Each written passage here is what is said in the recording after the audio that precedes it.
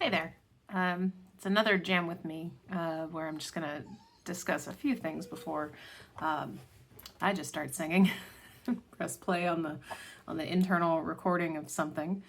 Um, I just wanted to start this one by saying, don't nobody sue me, okay? um, and you're going to hear Mabel complaining. She had to have surgery. It's now day 4. She feels so much better. But she has like massive zoomies. I know, massive zoomies. But she has a big scar on her belly, so she cannot zoom me. She is forced to be on bed rest, and she is having opinions about that. So if you hear whining, dog whining, it kind of fits with the song that wants to come out. I know. I'm so sorry. I'm sorry that you have to be in the crate. And I'll just give you a little bit of dog tax because I know. Wait, you can't see her. There we go. Mabel. I know. Look how sad. I know. You're very in the arms of the angel, aren't you? I know. How sad for Mabel. But while Mabel has to be crate contained, otherwise she will lose it. Yeah, and your stitches will come out, and then we'll have to take you back to the vet. Nobody wants that. Okay. I'm very sorry. Yeah, she'd been spayed, but they apparently left an ovary in there, which your dog can then go through a heat cycle of some sort, no blood, but just a heat cycle, and then they can just be in false pregnancy for months. So, yeah, hopefully that will help with things. But this particular song is just about what you saw in the title, mom problems. Because I know I'm not the only person who has issues with mom love, I guess, as it were. Actually, I have kind of an upbeat one.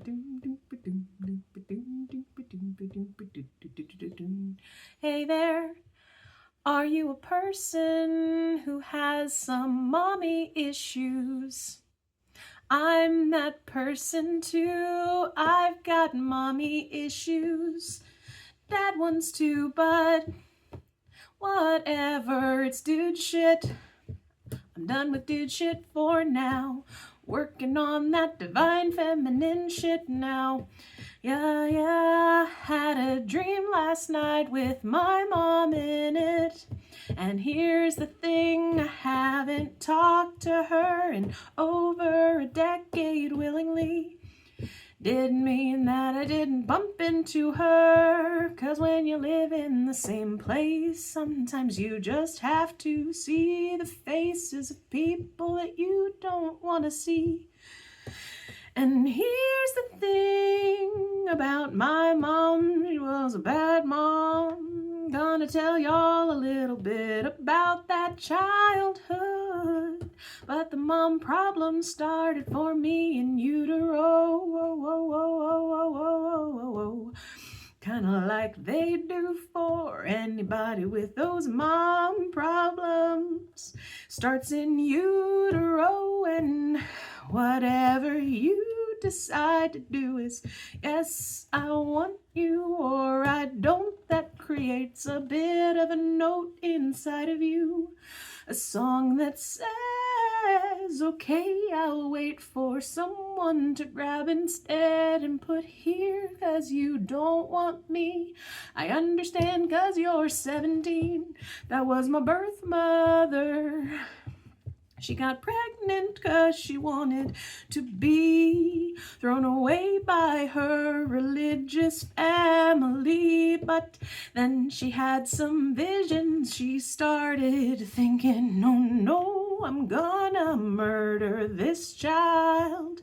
I'm too much. That's what she said to herself. So she went to a Catholic agency that does adoptions. She wasn't Catholic. They don't care on either side, 'cause I wasn't raised by Catholics either. But I went through a Catholic adoption system, which, well, guess how that turned out for me? Not well. Like on paper, I guess my parents Worked out, they were married, they could pay the bill. I cost like $1,734 in 1987. Those of you looking into adoptions and seeing like 50 grand for the price, and that doesn't include the agency help that says we need to put a whole profile out there and let the mothers decide. It's a better way, just more expensive. But like some of the alternatives, like what I went through, well, not really great for the baby. I got pushed around into some foster care situations until I could go to my new home, where they'd already adopted a boy 4 years prior, 'cause in Virginia you had to wait 4 years to get another baby. That was the rule in the 80s. Who knows if it's still that? And honestly though, it kind of makes sense that a Catholic place found me a home with predators. I mean, right? Right, kind of makes sense in retrospect. And the people I went to, they didn't understand how to take care of children, especially babies. You see, I have this memory of one point being screamed at 'cause my stomach hurt. Formula doesn't always feel good on infant tummies, especially formula from the 80s. There wasn't really all the kinds of things that we care about now. The things we put into ourselves didn't always work well. I'd cry 'cause my stomach would just be burning all the time, burning. She didn't even try a different formula, just kept saying shut the fuck up. And yeah, I had a little shaken baby issues. I honestly can't say if that's true, because they're just recovered memories of being thrown into a crib and my body going, oh no, fuck, I can't move anything. But hey, the body can bifurcate. That's what mine did. That was the start of DID for me. It was saying, hey, hey, hey, hey. Didn't break all the way, just made a little inside the spine, but I kind of use it to my advantage now. That's a little bit how I can talk like this so easily. Came out of me during that NDE experience. I was between the veil and my hands started telling their own tales, and I could just talk, I could just be safe. So those are early memories from a person who really, really never liked me. Basically, the last words she said to me before I said fuck off in a letter were, you know, you just really weren't the daughter that I wanted. Those were her last words to me, and I said, bitch, I just had a pleasant dinner with you.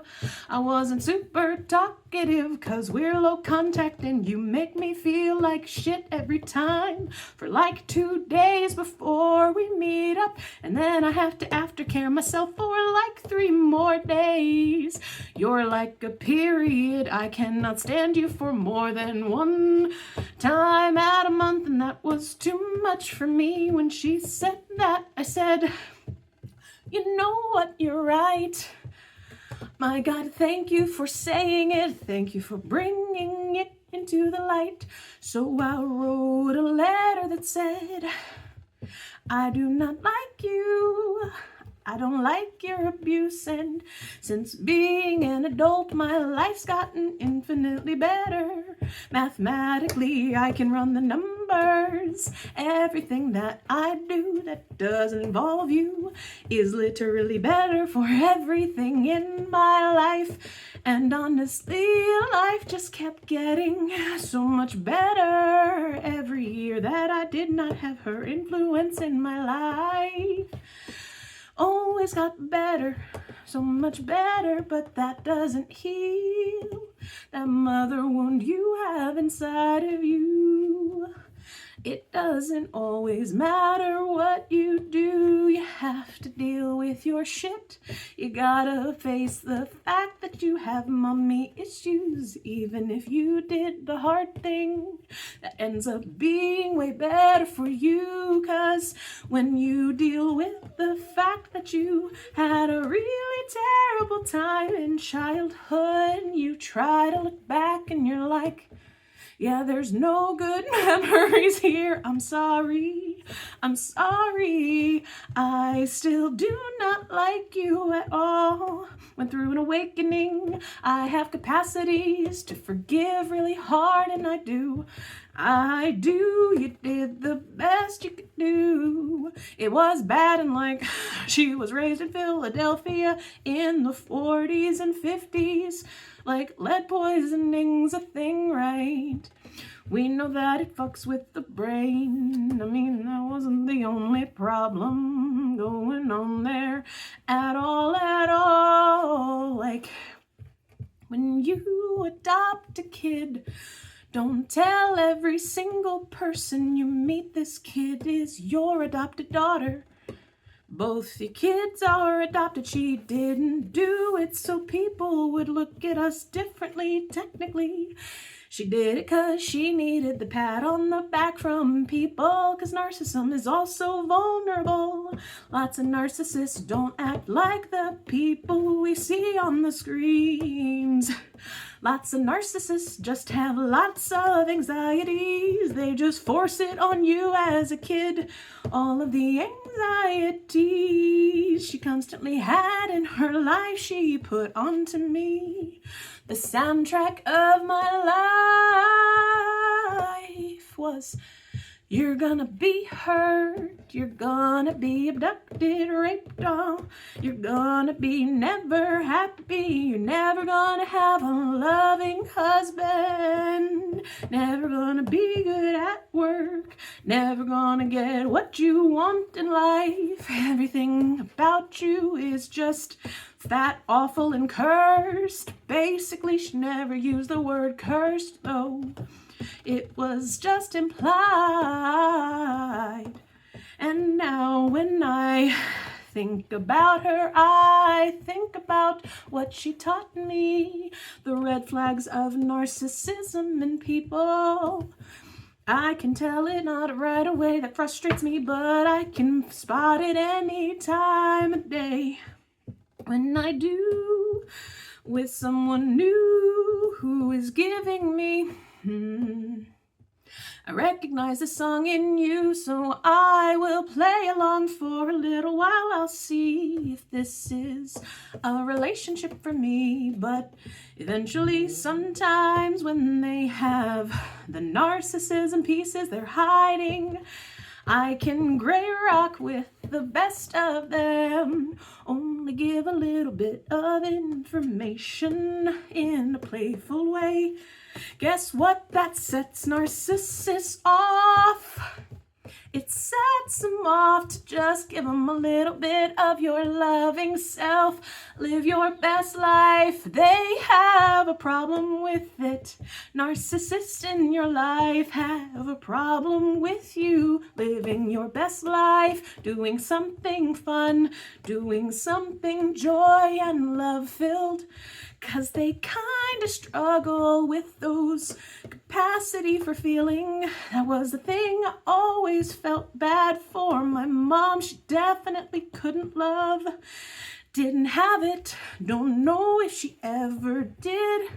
She literally could not see perspectives that were loving ever. I tried as a kid, I'd say Why are you always talking this way about your friends?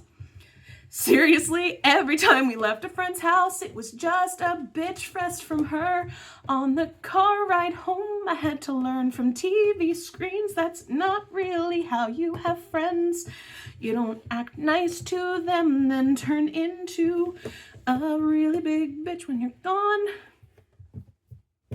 That's a pretty substantial narcissism trait of the okay, I can trust you with this nasty shit that comes out of me. I'm gonna just talk nasty shit, all full of hatred, nothing loving. And when you see me talking to them, I'll be fake. I will be fake. Never knew what she actually felt about people when she was around them. Had to wait till she was at home where she just said anything in her head. Or the car, she trusted that I would not say a thing to her friends. And I didn't. I was like 8 years old. The fuck am I gonna say to them? Like, hey, my mom thinks you're terrible and she hates your husband, even though she's nice to you at parties. She's a really big bitch and I don't understand why your friends aren't y'all all in your 50s or something. To me, that felt like discernment. I thought it came with age. Who knew that's not the case? I had it as a kid. Just taking a minute to see if you have pieces of yourself that need to play. A little bit, let it out. I feel a shift inside of where this song originated for me. So if you have that shitty mom love, literally not love situation, that's okay, I guess. You can still be happy, you can still find your ways to love. You can get rid of those fleas from being raised by a narcissist.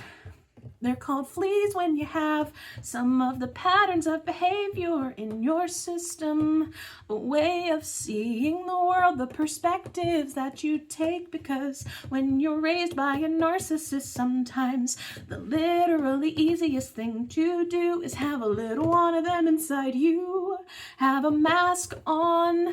You have a narcissism mask inside your body and brain. If you don't believe me, well, you might not know that you are a little bit narcissistic trait patterned in your relationship styles. Just take a moment and ask yourself, wait, oh shit, did I turn into my mom overnight? Oh no, have I just not been paying attention? Pay attention to how you treat people in your life. That's the easiest way. Look at what you do, what you say. And if you're too overwhelmed to pay attention, just look and ask yourself, am I being reactive? Because that was a very classic way for her to be all the time. Everything had a reactive state, and this one's not scientific. I just thought it was fun when I was a kid. You see, the thing is... Okay, I won't do this one in song, because I'll just end it with this. Babies always knew that she was terrible, because here's the thing. Okay. Babies. I love babies, because, like, we would just be somewhere and there would be a baby either in a stroller or like, you know, being held by the parent, and like baby's just having a good time, just like whatever, looking around. And then my mom would like look at the baby and she would do this like weird like smile, like to try to like get the baby to smile or do something.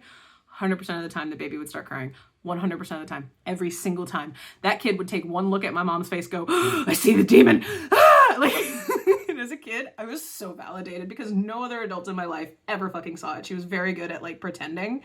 I mean, I guess some did because they just like stopped talking to her. But they didn't do anything, and they sure as hell didn't do anything for like me and my brother who were not okay. So it's just like babies. Babies always knew. They always fucking knew. And so, if you are a person who smiles at a baby and that baby starts crying like immediately, I don't know, just again, like maybe go talk to somebody about it and be like, hey, I'm concerned that I might actually have these traits that I don't know about. And also, here's how I smile at babies. Is it creepy? Like, just have self-awareness to know, because honestly, if I started making babies cry every single time I tried to smile at them, I would stop smiling at babies. Instead, I would just look at them and maybe go like one of these, like a, and also don't smile big at babies, because like it's kind of scary anyway, but like babies, man. They could always tell she was terrible. I loved it. But yeah, I'm I'm a complicated adult, but like I'm happy, and I did send a letter in my 20s that said we're done. I'm cutting contact with you. Don't contact me. And that didn't stop her at all. In fact, and this is the thing I have a problem with Hallmark about. Okay, she like, ooh, okay, you know what? This started as a jam with me, but I'm just gonna tell y'all some stories that they are true based on my memories.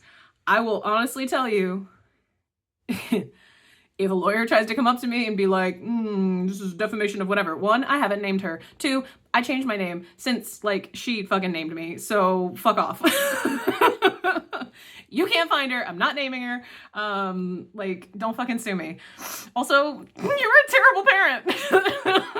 I'm happy to talk about it. One, I've been to every plantation in the state of Virginia because she was obsessed with plantations.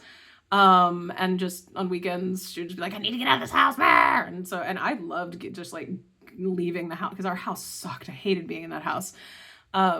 And I would just be in the car and just looking at the trees the whole time. Then we'd show up at the plantation where they only talked about the like owners of the plantation. One plantation that I remember had like slave quarters still, and they kind of talked about it. It was like 10% of the tour. I was like, even as a kid, I was like, what the fuck? Like, what? You're forcing me to be here, and I'm not even getting actual history lessons. What the fuck? Like, I can't even get anything here. Like, I could tell, even as a kid, I was like, I can tell this isn't even accurate. Like, I guess it is. It's one piece of history. Great, cool. But like, as a kid, I can feel the fucking energy of what's going on. I'm like, I mean, there's like a lot, like there's shit here. Like there's like, not like there's fucking ghosts here, but also like there is unresolved trauma in the like land here, right? Like, and y'all are just continuing this bullshit anything of, yeah, well, so the owners, they built blah, blah, blah, blah, blah, blah, blah. It was appropriate, right? Person that raised me. But that was genuinely like that was fun. Getting to go to plantations in Virginia as a child, totally fun. Let's see. There's also just the fact that when I turned 30, I hadn't talked to her in a while. A friend of mine was kind of watching our house and dogs, and like I get a text, and she's, because we're in another country, because that's what we did for my birthday. Get a text from my friend that says, there's a trash bag full of like old VHS tapes, like like you put it into the TV and you record what's on the TV tapes. And yeah, sure enough, on my 30th birthday, my mother had delivered my collection, my cache of VHS tapes that I had recorded off the TV, because I would buy blank VHS tapes because we didn't have a lot of money, so we didn't really buy many movies. I mean, even the 90s movies were like $25, $30, which in the 90s was like more than now, right? And so I would just record things, and yeah, I didn't have a VHS player, and I wouldn't have watched them anyway, but just a trash bag full of those. And unfortunately, not what I actually cared about, which were like 2 journals full of my poetry, which I don't know if they're even still, like she may have thrown them away. No idea. It's the only thing I cared about from that house. I have nothing else from my childhood.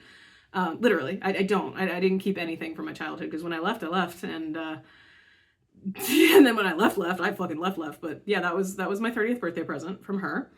And then we moved twice. Still in Richmond. This is my beef with Hallmark. I don't know if she like retired from where she worked. She worked at a bank or something for a long time, but was one of those people that was always like shifted into entry-level jobs. Like every few years, someone would just be like, I can't take this person, like, put her on a different team. I don't know if she was like forced into retirement or what. I have no idea. I just know that somehow she ended up working at a Hallmark. And I knew that because I walked into a Hallmark and like fucking heard her voice and went, oh, shit, need to get out. Need to get out because I could tell she worked there. She was behind the counter. And then a little bit after that, shortly before we moved, I got an invitation to a wedding of hers because my dad had died. He actually died a few days before my fucking wedding. And I guess she'd found another guy and they were getting married. And it was technically a coworker of hers at Hallmark who like sent a note that was basically like, I know you two have had your differences, but it would mean a lot to your mom if you came.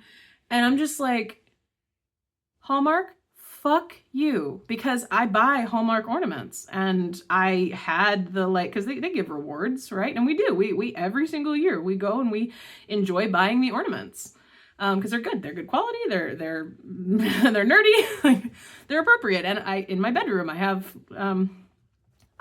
fancy ornaments because they're fancy, like don't just have to get them out at Christmas.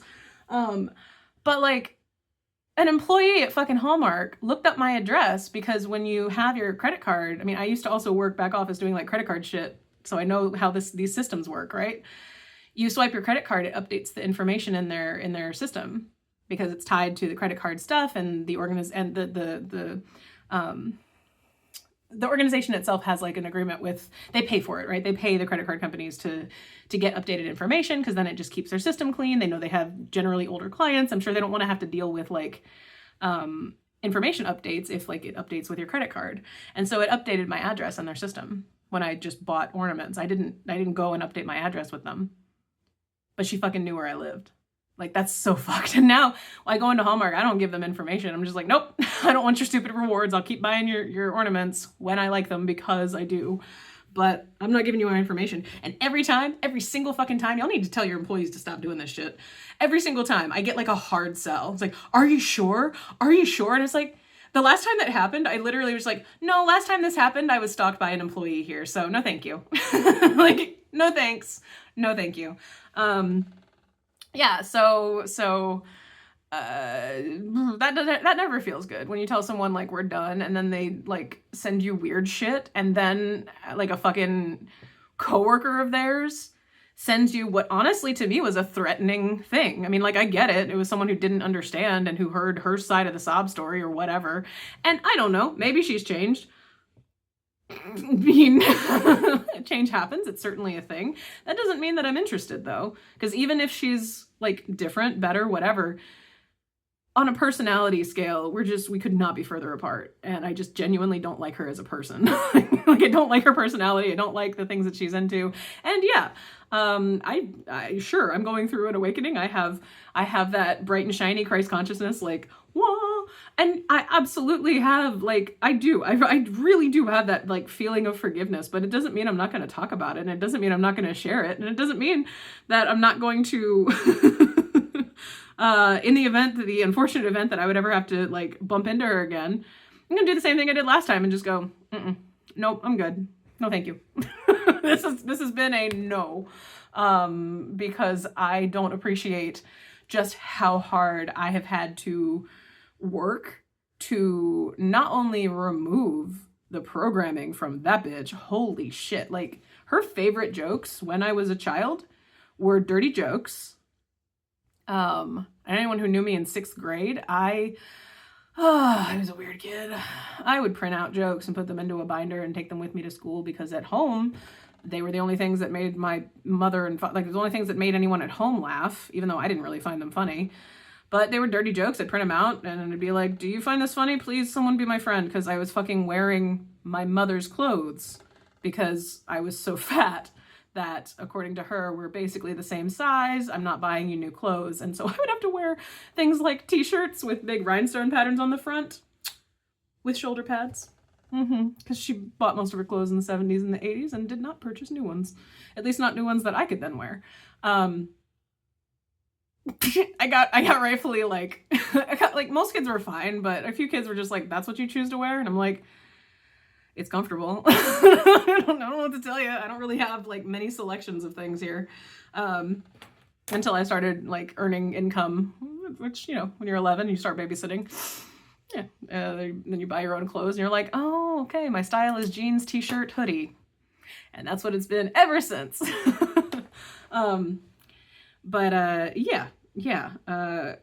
Relationships are really complicated, and having a lot of your trauma stuff come up during, you know, otherwise normal adulthood stuff,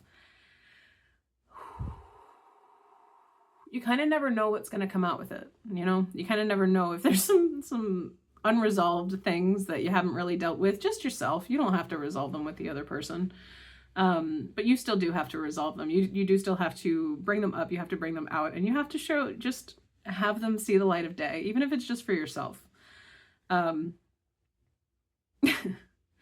those are just kind of the funnier stories, like, because to me, they're comical. If they horrify you, I don't know what to tell you other than those are the funny ones for me. I'm not really interested in like sharing all the bad stuff, all the like, here's this horrible thing, and this one, and this one, and this one. Like, fill in the blanks yourself, right? And the same can be for how you share stuff. Because some of these stories do just need to come out. They need to come out of you. They need to come out into some sort of artistic form, just so that you can feel like you've done something with it. You know, like mentally processing stuff is great. And yeah, you move stuff out of your body and somatics, but when you're letting go of these stories, these like constant stories of your life, of your experiences, the things that you do kind of hold on to a lot, like I've got mommy issues, right? I'm in the process of healing my mommy issues. And I've found mom love in a number of places. I found it with my first coworker at the preschool because she was just the embodiment of a loving mom. I soaked that in for years and just learned from her. She's like, wow, okay, so this is how you talk to children. This is how you talk to other parents. This is how you talk to me. This is how you talk to yourself. This is how, like, just so much to like take in with that, right? And those of you that have those empty vessels of like, where was mom love? Because there wasn't any. You know, when you started growing up, you found those people too. Have you thought about them in a while? Have you thanked them even internally? Because it's really nice. It's nice to bring up all of the bad and then let it just kind of be there, and then find where you did find some love. Where did you find it? Because you don't stop searching for it when you don't have it. It's kind of a constant like, okay, no one's here, but ooh, I think that you are a mom love type. Ooh, and you kind of head toward it. Sometimes it's teachers. Sometimes it's just other people. Sometimes it's parasocial. Like you get really connected to someone that you don't know, but that you feel like you know, and you're like, oh, yeah. And I'll just end it with this, because I've been regularly doing Akashic Record readings with someone who we just keep practicing. We keep getting together and practicing because, yeah, why not? You learn it. It's fun to practice with somebody that's, you know, it's kind of like a game, right? Like it's like finding a pickleball like co-player a little bit. You just find someone that likes to hang out the same way that you do. But a lot of the readings that I've done for her involve just the mom love that she's got, because she's got like just her own capacities as a mom and what kind of comes through that. And I've also been through years of infertility, and just that whole feeling for a really long time was, well, I just don't get to have mom love in my life, do I? I don't get to be born to one. I don't get to be adopted by one. My mother-in-law and I don't have like a connection. I don't think she likes me very much. And now I don't get to be a mom. Like that's just a piece of my life I don't get to have. Even though I want it, like it's like the thing that I wanted so much. And I kind of played that song for a long time.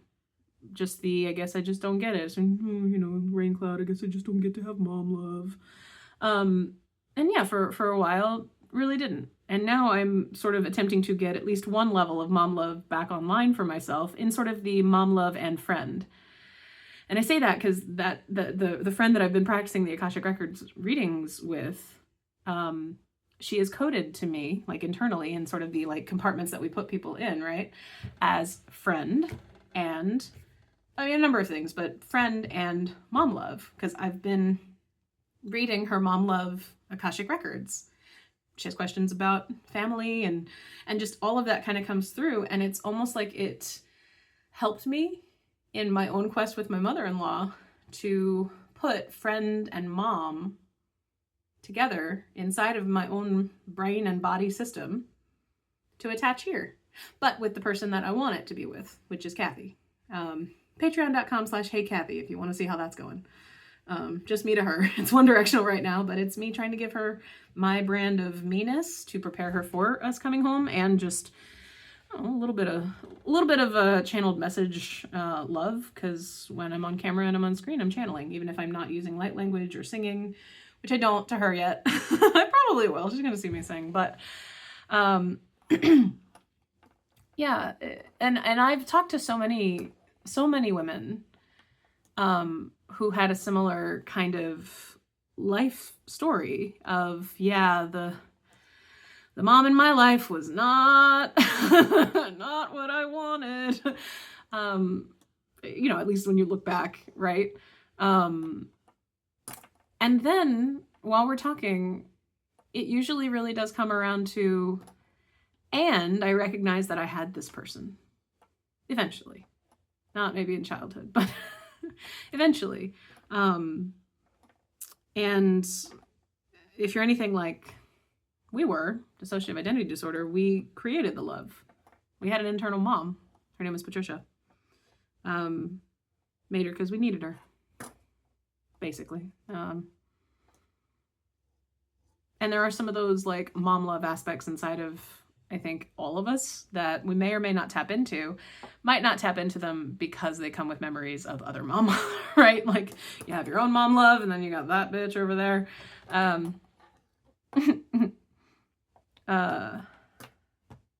What she's become for me, my mom that I don't talk to and won't.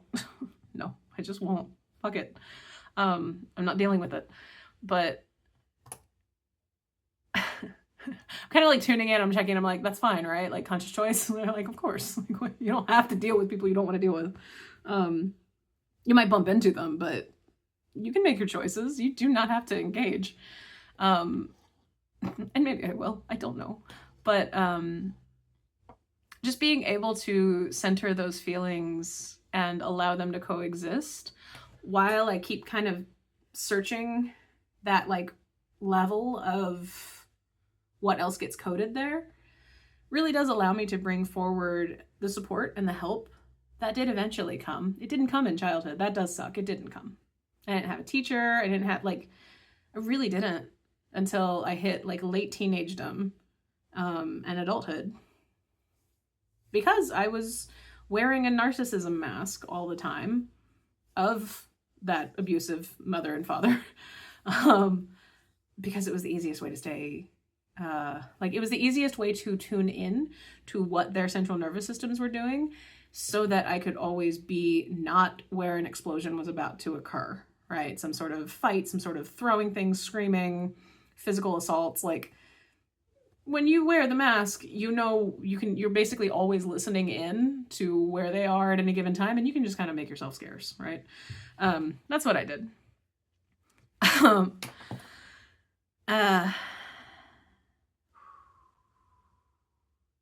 It's a big energy, like I'm letting my body just calm down. And I notice when I do that, in addition to sort of that hot flash feeling, there's sometimes a lot of head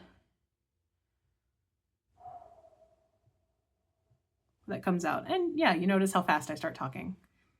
Sort of like a get it out, get it out, get it out feeling.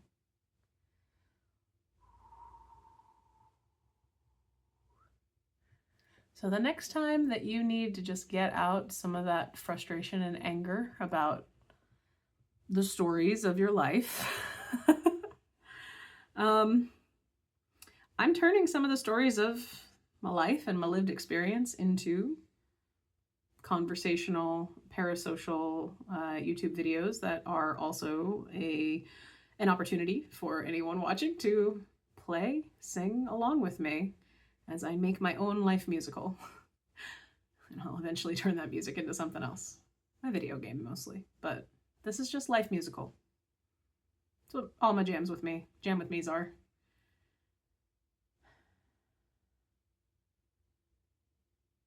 Anything else that anybody else wants to pull out? Oh, okay, just one final note. I really do count her as a guide, the mom that I won't talk to. Because I have had conversations with the other-sided version of her. I have no idea if she's still alive or not. I'm not looking it up, and I don't talk to my brother. We kind of both are in this like, you're good if we just like don't, right? Because we had like our childhood was awful. We both agree that it's like very triggering when we engage, and it's like yeah, like you're good. That's how I feel. We haven't really formally talked about it. We just don't talk. So I don't know. I don't know if I would ever actually get informed or would find out. Like I tune in and I'm like, I don't think you're totally other-sided yet, but I don't know. But I can talk to higher self levels. I can talk to other side. And yeah, she has come into my awareness and into like dreams. I had a dream last night about her. That's why this is coming out, because I don't dream that often. But when she's part of whatever it is I'm working on, I do work on getting it out. Historically, it's been writing. Now it's these. But she's a guide.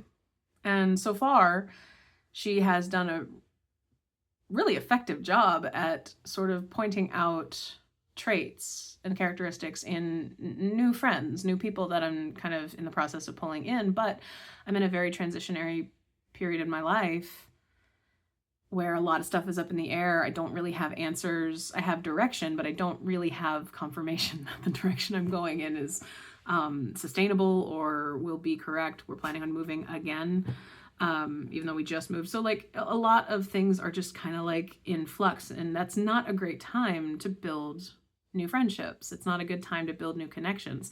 It's a great time for hobbies, and it's a great time for like staying connected with people. But when you have big life transitions, it's just, you know, it's an opportunity to slow down and focus on you and deal with your shit.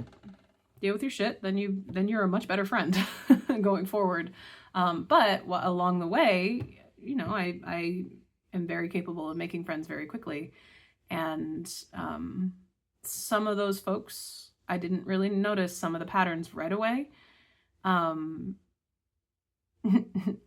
yeah, there would just be moments of one in particular in like June or May, I don't know, it was around that time. I got a very specific, we had a conversation, she and I did, my mom and I, channel state conversation, and I just got a very clear, like, remember how to gray rock? Like, remember how to just give bits and pieces of something? Because I'm a little bit concerned about a couple of the, like, relationships you started recently. Like, I'm concerned about how they're in the process of using you, basically, in ways that won't help you. They're just misaligned with your own life trajectory, right? And just the way it is. We get excited about things and start just immediately planning futures with people that we've just met in big ways that are like contractually binding in like an Akashic sense. And so I had like just guidance come in and be like, just slow down for a minute. Don't be the first one for texting. That was a big one. And then when you do reach out, don't like give all, like, I'm very verbose, especially in writing. I usually say a lot. It's like, just calm it down, slow it down, go first gear basically. And then see what comes out. And damn if she wasn't right. Like, because you send something that's just like you want to send like 100% of what you're thinking, and instead you send like 10% because you're just like, that's enough. Like, I don't need to send a big long message. Like, I know I always do, but like just enough, right? And just kind of see how you not really playing someone's game the way you had been results in them telling you exactly what they think and exactly what they think of you that they haven't been saying. That's how you pull the traits out. And then you can just see them and be like, oh, okay. When you're with me, you're like this, but this is what you actually think. Cool. Yeah, no, I'm not interested in this. Sorry. This is not a road I want to go down again, right? And I'm not, there's not one specific person that I'm talking about with this. I had just sort of I've been in the active process of opening up my life to new people, hundreds of new people. And so there's always like a percentage of people that will continue to hang out and be around. And it really is a matter of discerning, where are you in your like healing journey and things kind of happening, and what kinds of relationships do you want to keep playing out? Do you want to keep noticing? Or which ones are you really just like flexing that discernment and going, you know what, I have learned. I've learned in these last few years. And what's really cool about that, in a really heartbreaking way, is that once I started doing that with the new people, like really discerning, like, is this a bigger entanglement that I want to keep spending time with? Or does this really evoke a lot of that old pattern stuff? And you start saying no to it. Apparently the friends that you've had for years that you didn't really like, you ignored the traits in, the same kinds of traits. Because yeah, newsflash, if you were heavily abused as a child, and especially if you had a bunch of narcissists in your life, and then you made a bunch of friends, like your first time being an adult and being like, I can breathe and I'm on my own and hi friends, wow, and you've held on to them for like 20 years. I'm not saying that you maybe just went to exactly what you're familiar with, because that's how you understand relationships, but also, let's just say the timing of people leaving my particular circle were very convenient and very synchronous in nature, right? I started saying no to certain traits of behavior in new relationships. And while I was doing that, friends who had similar traits that I was ignoring out of love and loyalty were pulling away.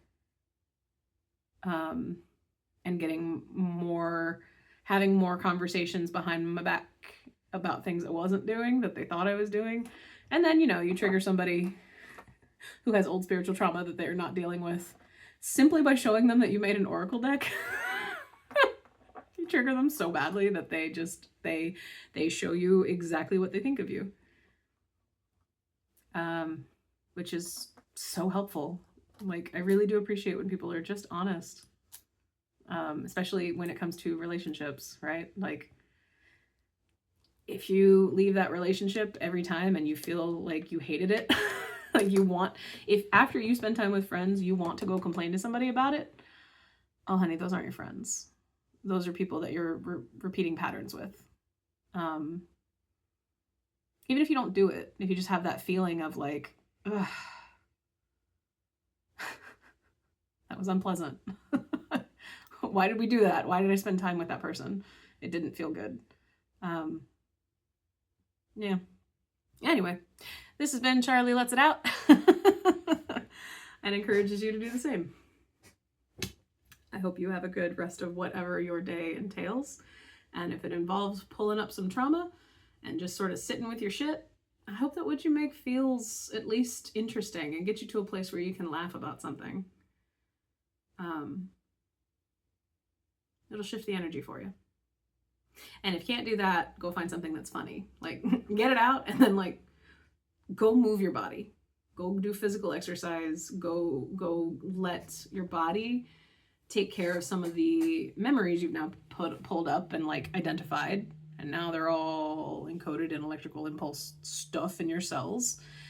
Your body's now going to just let your body be in charge of flushing it and saying, hey body, yeah, let it out. And also, if you experience it somatically like I do, where I feel exhausted, I woke up exhausted and feeling physically like beat, like I might be sick right now. That might be what's going on. Body's like, yep, we're gonna give you a fever so that we can purge all this old shit. Let your body do it. Drink all your liquids. Move your body, but get rest too, and let it out. Healthy, safely, alone. Don't let it out with someone else, or let it out with a trusted mental health professional, right? that just says, hey, remember that trauma I thought I was done with, that I totally said I was done with, that I even felt like I had love and respect and appreciation and gratitude for? Yeah, it's there. And also, and also here's like everything else that's alongside it too. So to the mother who will never see this, why would she see this? Okay, I'm just checking. I'm like, will she see this? Like, no. Girl, you shouldn't have had no. You shouldn't have had kids. Like that. You should never have been allowed to adopt children. It doesn't surprise me that you were, but you never should have been allowed to. And the only reason you even did it was because your friends they'd all had kids and you felt left out. That's not a reason to get kids, and that's not a reason to have kids. Okay. Oh, and if you did adopt a child, don't start every conversation with this is my child. She's adopted, you know. Don't do that. Don't do that. Feels like I shouldn't have to say that, right? Oh, okay, I'll leave you with one last thing. Just one last thing. Just to don't do this, right? Okay, so when I was like 10 or 11 or whatever, I did finally get my own bedroom. Oh yeah, first like 8-9 years of my life, I literally had to sleep in the smallest room in our house with my mother in a bunk bed. Just let that sink in, okay? But my brother moved to the basement in his late teens, and so I got his room, and I was like, oh, thank God I have a room of my own. How wonderful. I don't have to be forced to be with this person all fucking time. Anyway, so at that point, she had been working part-time at the job, and then she got a second part-time job because, yeah, we did not have much money, and my dad was physically incapable of working due to his size and health. So she worked at a Walmart photo center, and here's the thing. They're not allowed to like give back nude pics, right? And this was film days. No, there's no digital camera, right? So she'd go through the photos and she'd pull out all the nude ones, and then she'd bring them home and she'd make me look at them. I mean, like, to her it was exciting. She's like, look at these, look at the penises, look at the blah blah blahs. It's just bad pictures of dudes' junk. And then I would have to keep them in my like desk. Like, she forced me to keep them in my desk just in case, like, I guess my dad saw or somebody saw or whatever. But yeah, like, don't force your child to look at weird porn. I feel like that shouldn't have to be a thing that I say, right? But like, she literally didn't know that. She just didn't. She really didn't consider that was an inappropriate thing to do. I was a mature child. She'd been seriously indoctrinating me with bad, boomer, gross jokes, my whole life. Because she was also one of those, like, repeats the same thing over and over. I mean, we all do it, but I do it too. But yeah, if you had nude pictures on your roll that you took to, I believe it was, okay, this will be funny. I think it was the Short Pump Walmart, because yeah, in Richmond, like shortly outside of it, there's an area called Short Pump. It sits between Goochland, and Tuckahoe. Can't make this shit up, okay? But yeah, I think if you in the 90s like put your photos into the Walmart photo center in Short Pump, there's a good chance if your dick was in there that it went into my room. It went into my fucking desk, not by my choice. So I've seen a lot of dicks in Richmond. You know what it did for me? It really solidified for Patricia, especially when she had the like, yes, that's what I want. Like I want just one partner, especially if it's a guy. Like I just like, we're not doing the whole game. It really solidified like, okay, thank you all for showing, like, thank you. Like y'all are doing just a bang up job of showing me exactly what not to do. Impressive. And also, yeah, look at that. I officially only want to see one dick ever. Officially, for future like dating stuff, one dick. That's all we're willing to do. didn't know it at the time just how queer we were, but like that was basically we will find one man and that will be who we are with, and if we can't, women. Never got to the women part because we're still on the guy, but like oh, the things you don't know about yourself because you're in constant state of like having to hide all the time. But yeah, and I'm sorry for those of you that I did see your dick, but also none of you were good photographers. I'm deeply disappointed in just the cinematography alone. Deeply disappointing. 0 out of 10. Okay, I think that does it. I think that about wraps it up. Thank you for watching. I hope this has been something for you. Feels like a weird time to say this, but for real, I do Akashic Record readings. I can pull up things that are not really in this particular vein, but just trust me when I say we don't really go in these directions unless for some reason it is in your highest good to like pull some of this stuff out and just shine some light on it. I don't go into it in the like details that I went into in my own life because these are just stories from my past. But I share all of this on here to kind of gain your trust a little bit, because I do really think that as an Akashic Record reader, I have access to whatever it is you have questions about. I don't judge what comes through, ever. I mean, it's going to be higher vibration stuff anyway, but sometimes when I've done readings, it's come through where it's like, I can feel we're about to go to your childhood and it feels really dense and really heavy. Do you want to go there? That's what I ask. I don't just bring stuff up because I'm curious or because I'm like relating to it. I'm like, oh girl, I have this kind of a history too. Let's chat about it. No, never. I share it on here in the hopes that someone will feel a little bit seen too, because I am a happy person. I find awe in everything. I think being a human is actually really fucking cool. I have a lot to complain about in this lifetime, but the amount of healing I've been able to do and the amount of just really cool people I've also met in this world, in this whole new spiritual Akashic Records, learning about what it means to be a human right now world is cool.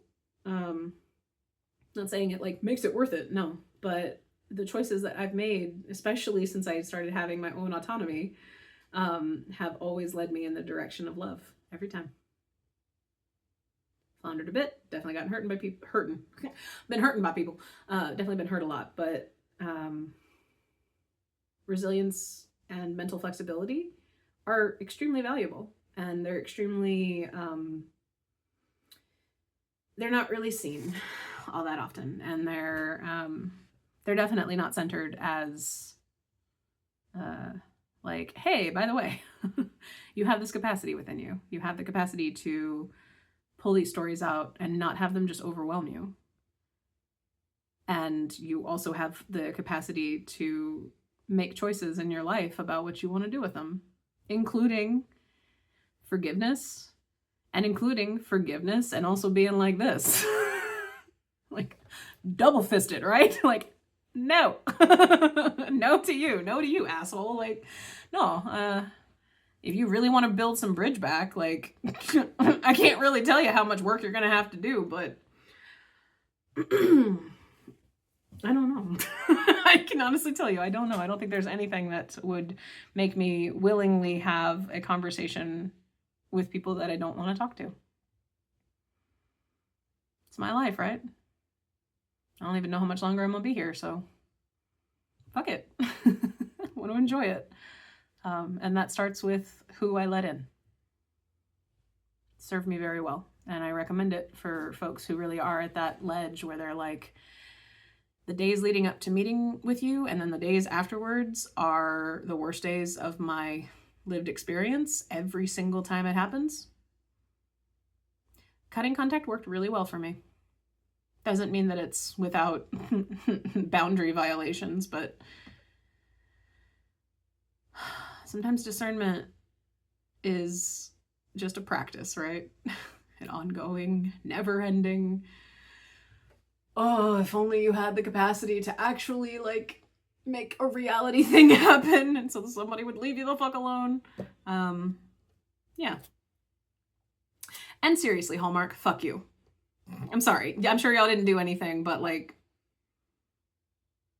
fuck your employees. Don't look up people's address. If you work somewhere, don't fucking look up people's addresses just because you're curious, especially if your coworker's like, this person doesn't talk to me anymore. I'm so sad. Maybe just ask yourself why. Why would a person cut contact with their mother? Why? Don't take matters into your own hands. That's a bitch move.